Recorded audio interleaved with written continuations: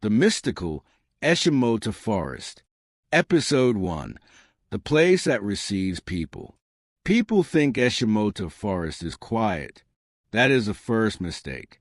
It is not quiet. It is reserved. If you stand at the edge long enough, you realize the sounds don't disappear. They rearrange themselves. Traffic noise fades first. Human voices flatten. What remains is a layered sound that doesn't come from one direction. Leaves move even when the wind is still. Birds call, then stop abruptly, like they have been interrupted mid-sentence. People don't enter Achimota Forest the same way they enter a park. They pause. Even those who laugh before reaching the edge usually stop talking when they step in. It is not fear that silences them. It is instinct, the same instinct that tells you not to speak loudly in someone else's house. The forest feels occupied, not crowded, occupied. For years, people have come here with reasons they struggle to explain properly. Some say prayer. Some say meditation.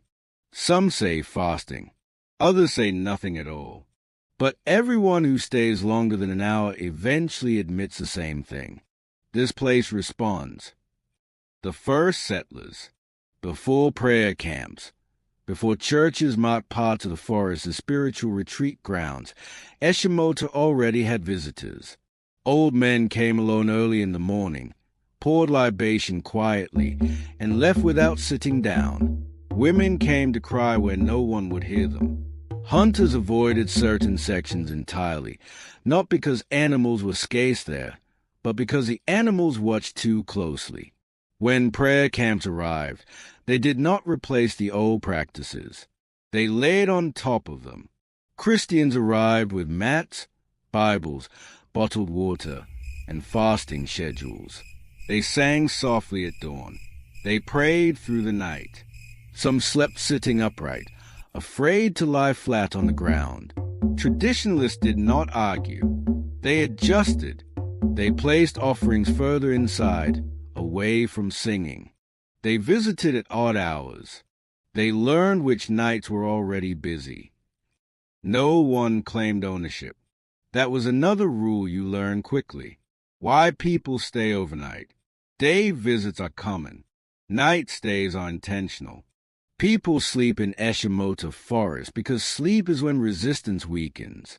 Not everyone who sleeps there is looking for visions. Some are simply exhausted, spiritually, mentally, emotionally. The forest attracts those who feel unheard elsewhere. A woman once told me she slept there because her dreams had stopped entirely at home. When dreams leave you, she said, something is wrong.